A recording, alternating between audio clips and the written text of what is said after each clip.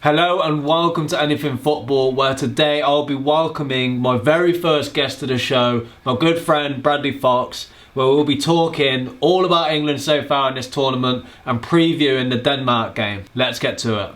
England semi-finals, how are you feeling about it? Over the moon, but I just feel like we're there now, and we've got a nice draw. We're at Wembley, and we're just one game away now to being in a Euro final, which we've never done before. And then I just feel like once we're there at Wembley, whether it's Italy or Spain, I can't see any other outcome than it coming home. Yeah, I really can't.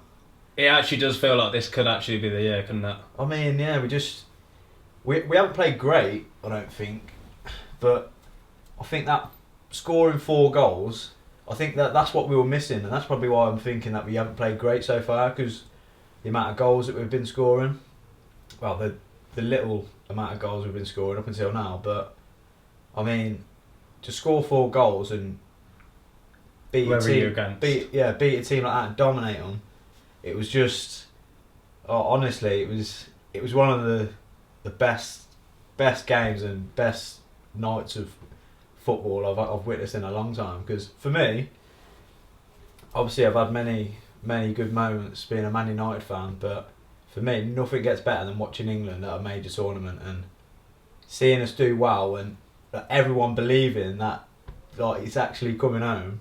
Like it's just a surreal feeling. Do you know what that is? It's like when you're a Man United fan, you've got your own Man United community, whoever's in Coventry, and obviously when you go Old Trafford. But when it's England, like everyone is at the pub. Like I can't even book a place at the moment. Yeah. We actually got lucky. We're going Rialto on Wednesday actually. I went there the other week. It's pretty good. Yeah, it looks class, don't it? But yeah, we finally got that sorted. But yeah, that's the thing that I love most is like everyone. And the thing is, the last couple of tournaments now, Southgate's building something that we're actually getting far in a tournament. Yeah, definitely. I think we're growing into tournaments. I know we lost to Croatia, but we go into Denmark now with a better squad, better team, that's it, yeah. And you think, okay, now we can do it. But do you almost think though, like you look at we're playing Denmark? Do you wish we actually had a bigger semi-final? So if you did lose, you're like, or is that a shit way of looking at it? I don't know, to be honest, because I mean, I'm glad we've got someone like Denmark than say like Germany, France, Spain, or Italy. Not that Denmark are going to be easy by any stretch, but I feel like with the players that we've got, the leaders like Harry Kane, Royce, Henderson, Maguire, and even with a manager like Southgate, I feel like they're not going to overlook Denmark at all. They're just going to play it as if it was a final.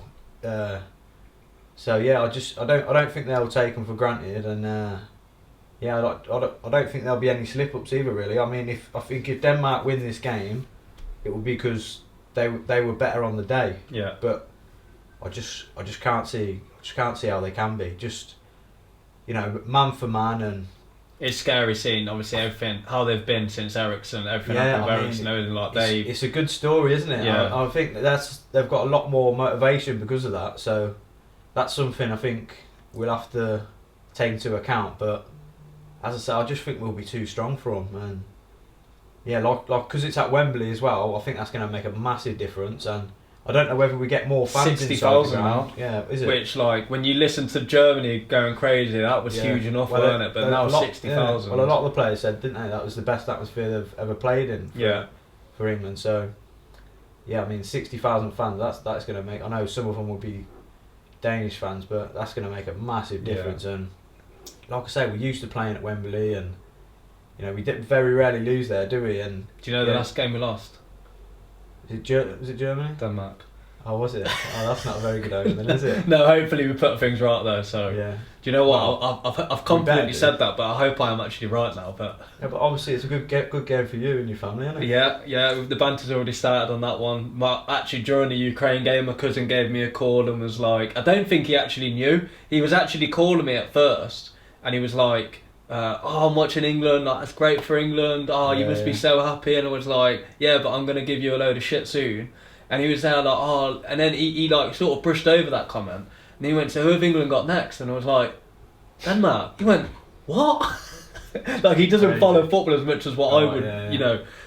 But yeah, he looked at, he was there like, Denmark. And then my uncle was like giving me a text and called my granddad in the morning. And yeah, like, it's definitely starting already. And my dad's there currently. Is it? Is he Probably the only English bloke in is he Denmark, in Denmark? at the moment, yeah. Oh, right, nice. So at the start, there was a lot of people, I think you touched on it a little bit, doubting Southgate, doubting Sterling's one of them. Yeah. Like, do you just completely trust everything they do now, or like... You know what? Yeah, now because we got this far, what I admire about Southgate is he doesn't listen to the media and stuff like that in terms of who should play and stuff like that, and I think that's what's probably damaged us in the past. So yeah, I'm sort of glad he just picks his own players and stuff like that, even though I don't agree with some of them. But like I say, I mean, I was slagging off Sterling at the start of the tournament. I don't think I still now don't believe he should have been anywhere near the team, even after the impact that he's had, because to be fair, a lot of people were thinking it, weren't they? it was just terrible this year for Man City. There's no he way he should have started, but he was one of the so-called big dogs, if you like, along with like Harry Kane. So I mean, he's proved me wrong, and he's without his goals we wouldn't be where we are in the tournament. So yeah, and he brings the experience as well, doesn't he? Yeah, Actually, I mean, I like him as a player. Yeah, and if he's on form, I'm starting him all day long. But yeah, because he had such a poor season, I just couldn't see. And when you see a player like Grealish as well, everyone was like going for that, weren't they? But so I mean, even Rashford, he had a better season than Sterling, so he was in my eyes above him in the pecking order. And then the likes of Foden, I know he plays slightly different position, but he can play on the left. And I mean, I think at times for Man City he's actually put him out of the team because he played that well. So yeah. But obviously, like I say, he's proved me wrong, and he's scored crucial goals at crucial times. So yeah. Now I sort of feel like just let Southgate get on with it. Yeah, exactly. Like the first couple of videos I actually did, I think it was like predicting the first couple of England squads. Actually, I think it was one of my first videos, and a lot of the team didn't get picked, and I'm like, and then I remember talking to my mates over the next couple of games, like, this is still wrong, like Rice and Phillips, and he made a few, but I'm still like, I'm disagreeing. I'm going, Southgate's like blah blah blah, like digging him out. As soon as we beat Germany, I'm like, do you know what? Yeah. Like, and then when I reflect on it now, he's like, matching Germany's formation, and he said it himself. That could have killed me, but he's gone against what people think. He's gone what he thinks is right. He's not selecting the same players all the time. Like when Trippier played left back, I kept saying to everyone that he'll play left back now because Southgate's stubborn. But he's shown now that he just adapts to every situation. Like Taylor actually sent me a text and said, Sancho, what do you think?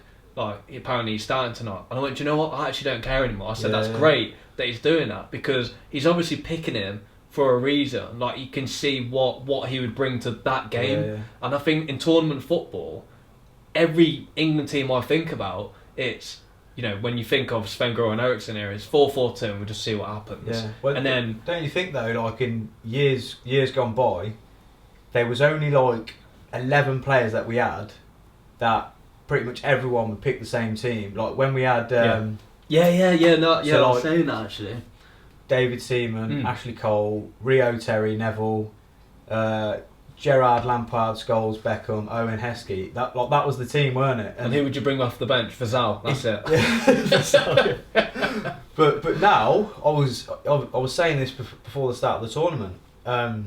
If Sancho started, I couldn't complain. Yeah. Kane couldn't complain.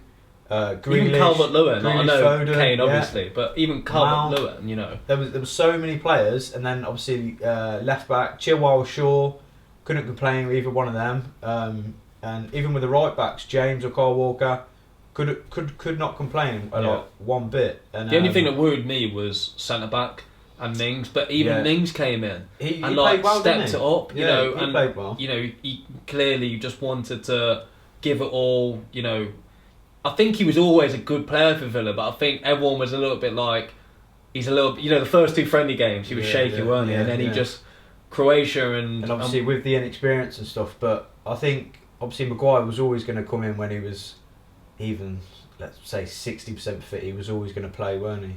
But I've been quite surprised actually how solid we've been at the back. I mean when we played Germany, obviously we conceded 2 really big chances which they probably should have scored from.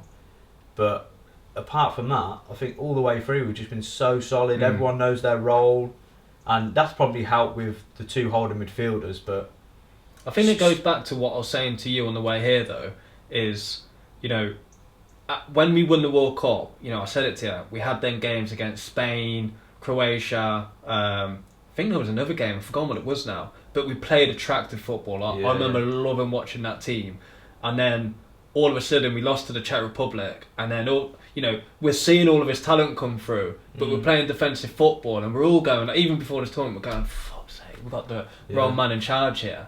But then you realise that, you know, to win a tournament, like, what is it, 5 games we played, clean sheet in every game, and then you think the 2 games before the World, before it started, 2 games before we started, we didn't even concede a goal. And then you realise, actually, he's noticed that to win international football, concede as little goals as possible, and now look at how good our forward line is. Let's just get a goal here and there because we can. I think now it's, it's Ukraine now. 4 shots on target.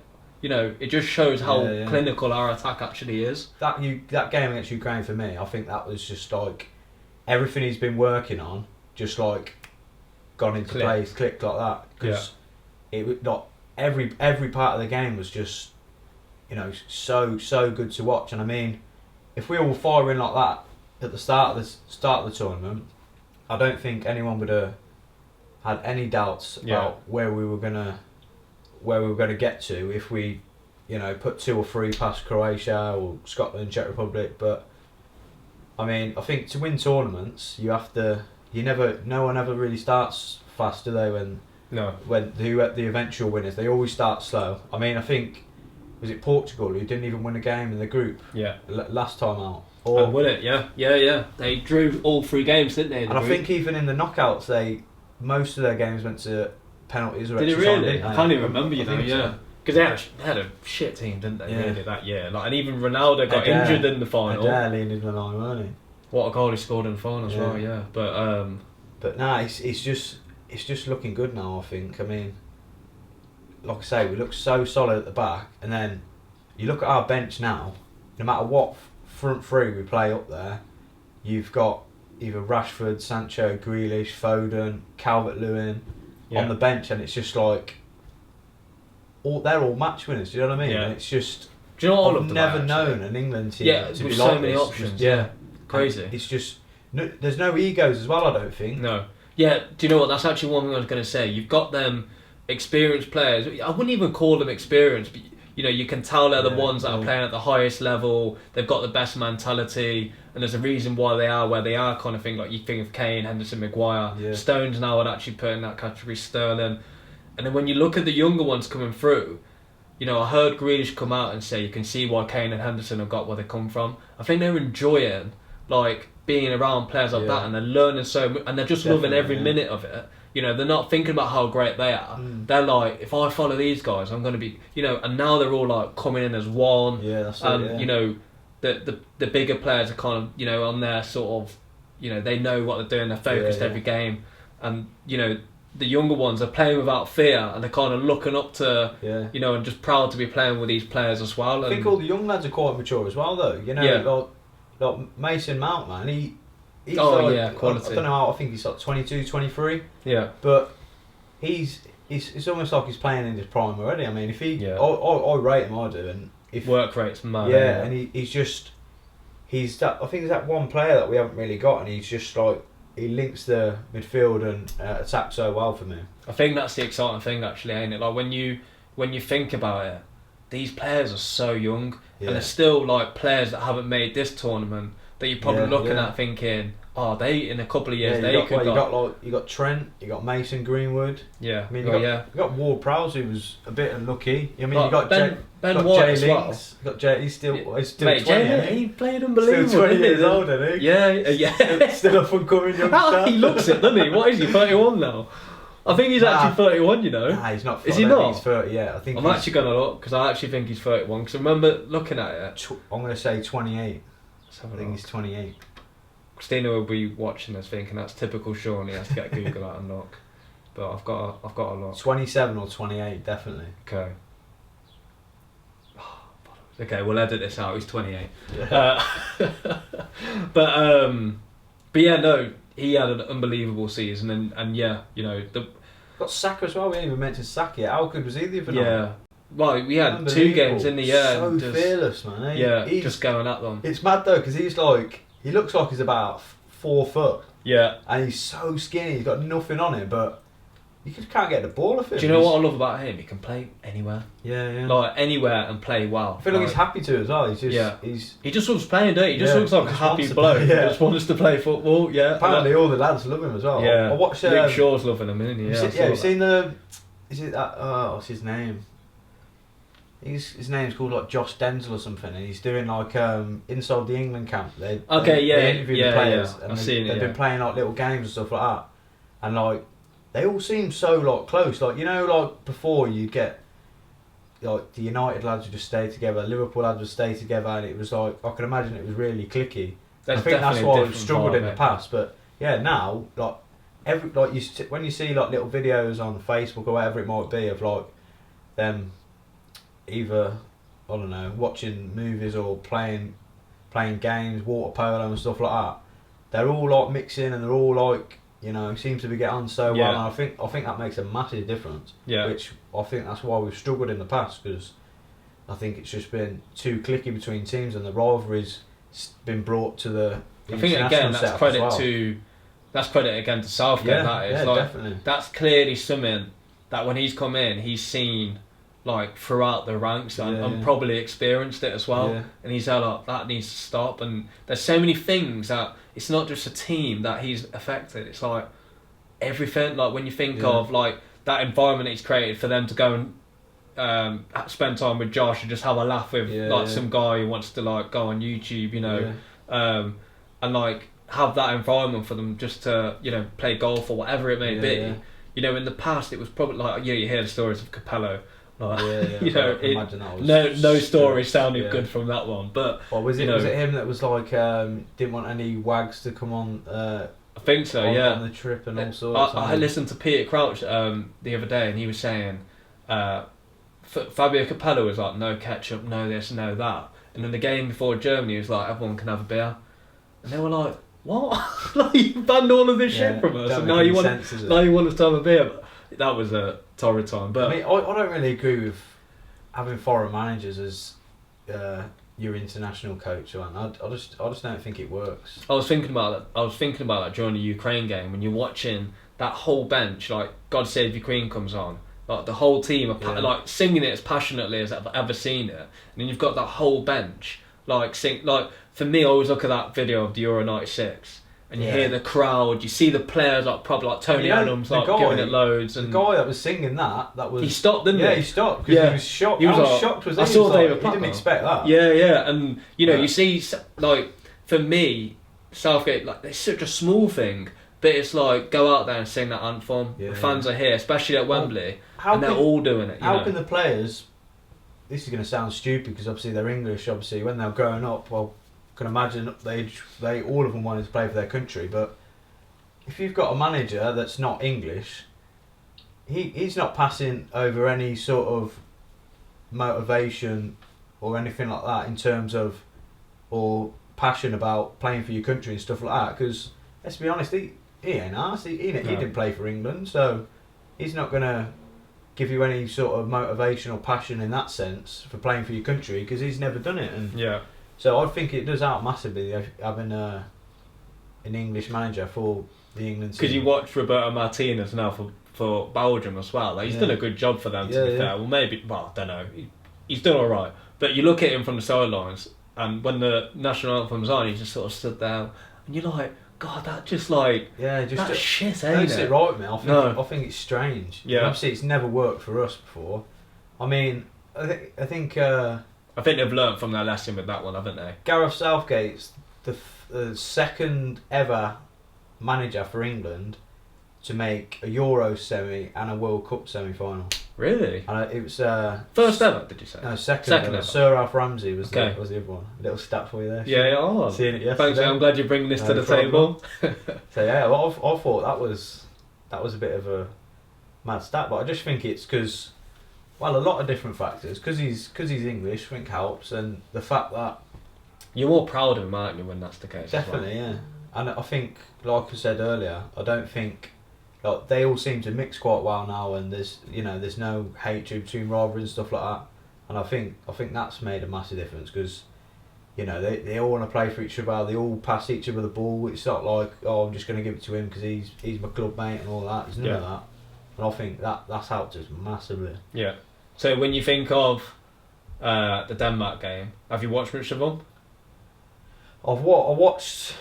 I think I've only missed 2 games of the Euros, so Both of them Denmark. So I've no fucking idea how good they are. I'm trying to think of the game that I missed. Didn't they lose they lost their first 2 games, didn't they? And I think they're the first team ever to get out of the group stage after losing the first 2 games. Yeah, I think they were actually. Yeah. But like I say, you don't win tournaments at the start, and No. no one ever they played starts. Belgium the second game, and obviously, I think me being half Danish was really.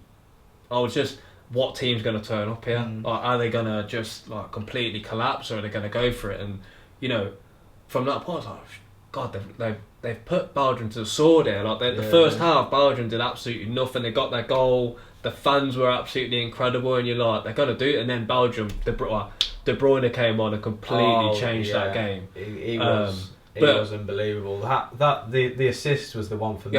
He should have shot, shouldn't he? Yeah, I mean, everyone shoots. Or should he? When he passes it like that, it's like. Yeah.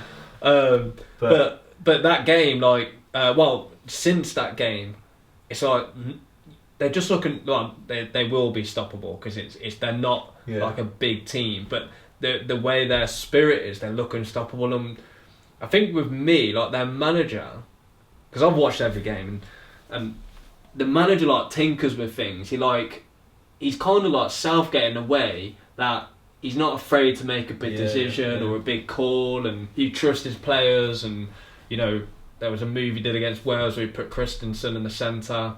A little holding role. But the player that I'm actually, if we can stop this player, I think we stop Denmark. But I don't know if you've seen a lot of him, but that Myler. Oh, is it the left back? Yes. Like, when you think we've played Trippier left back, and then you think Italy and Denmark have done a right-footed player left back, and how good they've been, and we're like Trippier, like fuck's sake. But like them two have been.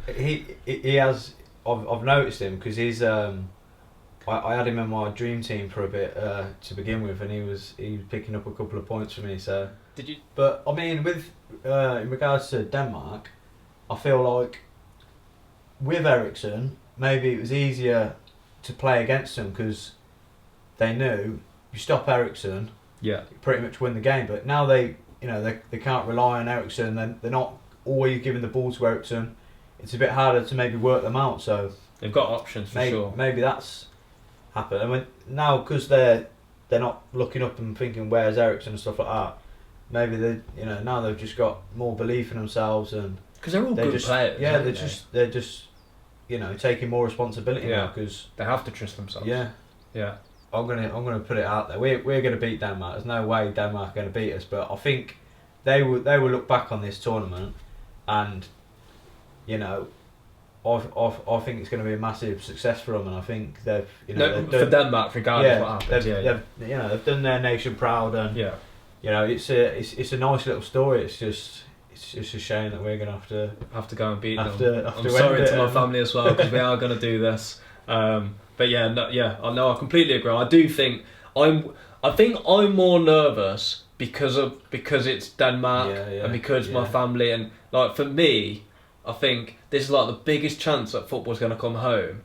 And if Denmark, of all teams to the team, to just ruin my dreams, it's like what? You'll get your Denmark top out then, won't you? Well, I suppose in that way, it's like if England go out, at least I've got a backup team. I don't really want it to be like that, but at least I've got 2 teams to support, I suppose. But I think I'll be too disappointed to actually 100%. to think like that. But I mean, yeah, no. it would be easier to take if we get to the final and lose to Spain or Italy, rather than crashing out in the semis and losing to Denmark. I think that I'll see that as a big disappointment. I think, and like a massive opportunity missed, because we, I mean, we've got all these young players and stuff like that. So you'd like to think, obviously the World Cup next year and then the Euros in, well, it'd be 3 years now, won't it? That we'd have a real strong team and have a good chance of doing it again. But tournament football doesn't come around every year. Do you know what I mean? So, it comes and goes, man. And this is just the best chance we get. Well, best chance we've had so far in our lifetime, and it could be the best chance we've ever had. Do you know what I also feel about it? Like, I actually agree with your point of view that if we don't get Bastien back, it is a bit of a disappointment, because that's like if we lose, I'll still be proud, because I know whoever we're going to come up against is actually going to be a good team. It's going to be a tough game. But I remember I'm going to go back a little bit to Liverpool now. I remember when we lost by 1 point to Man City. I remember I think you and a few other Man United fans were giving me a message like, "Oh, your best chance, it's going to be another 30 years and all of this lot." But I remember sitting there thinking, I actually, we obviously went and won the Champions League, which was great, softened the blow even more, and it was class. And then the next year, whatever happened. But I remember thinking... We're going to cut this bit out. Yeah. No, we won't. We're keeping this right. But no, I remember sat replying to your messages thinking, I'm upset that we've lost, but we played absolutely unbelievably.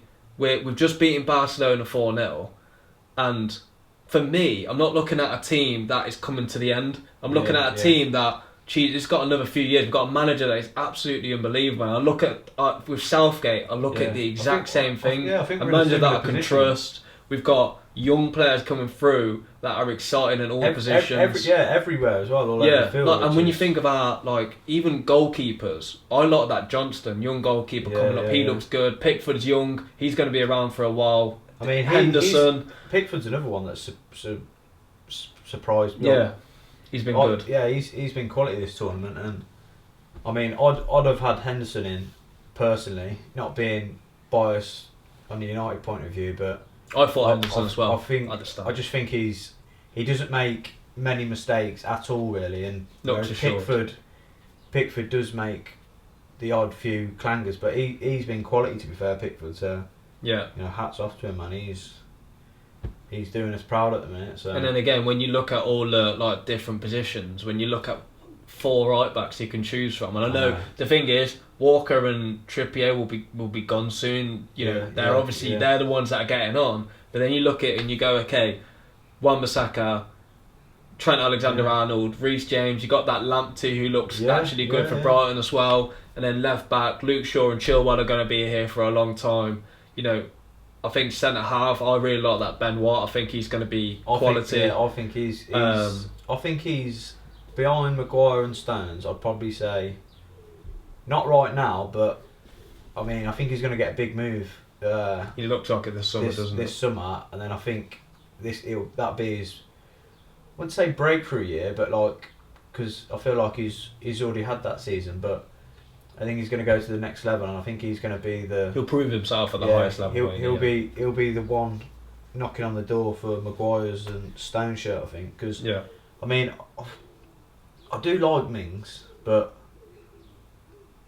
he's another one that I think he's right for now. Yeah, but he won't be. I don't think he'll be in the squad for next year. Yeah, I don't think he's good enough if we want to be winning tournaments regularly. I don't think for me, but. Yeah, I agree with that. What do I know? I didn't want Sterling in. I think we've all got it. Phillips, I think we've all actually got it wrong, and Southgate's just got it 100%. Absolutely spot on at the moment, and hopefully that continues, and we'll slowly wrap it up there, and I'll end with what you actually think is going to happen on Sunday. And I'm guessing you're going to say win, so I think we'll play Italy. I think we'll get Italy in the final. So we've won. We've beaten Denmark. 100%. Then, yeah? I think. So I'll give you a score predictions. I think we'll beat Denmark 3-0. I think. Oh, okay. And I think I can't see Spain scoring against Italy. No, I really can't. I agree. I mean, Spain are a funny one. They look good, but their build-up play's wicked. They create a lot of chances, but they've got Morata, haven't they? Yeah. And he don't know what he's doing. So I mean, he scored a good goal the other day, but he's Yeah. just a terrible finisher. So. It's like all of their strikers though just look so. Yeah. Like I said it in one of my previous videos. I remember like Torres, Villa, like, and then you look back and you think Iniesta, Xavi, and things like that. Yeah. Spain just have none of them players in that team. Like, fair play to them, they got this far, but they've like scraped through, haven't they? I just think Italy are gonna. I think they're gonna wipe the floor with them, to be honest. They looked good from the get go, didn't they, Italy? And yeah, they're just Italians are just solid at the back, aren't they? Always have been, and so that's why I just can't see Spain scoring against them. And I mean, Italy are quite good going forward as well. I mean, I think they've got it all really, and even in midfield, man, with Verratti, Jorginho, and then they got that Barella. And then that was it. Locatelli, yeah, he looks scored good. a couple the other day. Do you know what fills me with confidence though? And I was, I think it was Taylor I was talking to about this again. When you look at, like, did you watch the Italy-Austria game? When like Italy almost, well, they looked shaky, didn't they? Was that the last 16? Last 16. Yeah. Yeah, I've watched pretty much all of it in this game. Just trying to remember. Like that game, like. All the games up to that game, Italy looked absolutely unbelievable, and then they 3-0. They won 2-0 in extra time. 2-0. But they 2-1, weren't it? It was 2-1. Sorry, 2-1 in extra time, and that whole Arnautovic scored that goal that was disallowed in the end. But Austria were like defensively quality, and then they were like counter attacking them, and Italy were like. You were like, oh shit, maybe they're not. But then since that game they've gone against teams that suit them again. And I remember I was saying to Taylor, I said, we play the exact same way Austria do. Like we will play against them the exact same way, but the one thing we will have that Austria didn't is goals and actual more quality players that will hurt them on the other end. And for me, I looked at that game because before I was like, please, it's anyone but Italy. After watching, but now I'm like, actually, I think they would fear us. They would feel that Austria game, look at us and go, shit, we need to be. Yeah, they wouldn't want to play us. No, 100%. And I think it's just a one-off game, and we're at Wembley. Yeah, I think that's the massive difference. We're at Wembley, and so I mean, I'd rather play Spain because I think it'd be an easy. Oh, it's not going to be. It wouldn't be an easy game, but it'd be easier than Italy, I think, because I think we would tear Spain a new one. Because of how good Italy are at the back. But even with Italy, I think it'll definitely be us in Italy. Well, that's how I think. Anyway. Yeah, I think agree. it'll be us in Italy final. Yeah, and I think. I want to say 2-0, but I don't think we'll go the whole tournament without conceding the goal. that would be absolutely ridiculous. It'd be unbelievable. So I think I'm going to say 2-1. Okay. And I think there'll be like a surprise. So football is coming home then, 100%, in your eyes. 100%. Yeah. Okay. I can't see how it's not. To be honest, I really can't. I mean, what better chance we got? You know, on home soil. Yeah. Gareth Southgate's the one, isn't he? Yeah, he is. I can't wait. But yeah, we'll end it there. I think I agree with everything Bradley said, and thanks for watching, and I'll see you next time. Yeah, see you later, Sean's followers. Like and subscribe.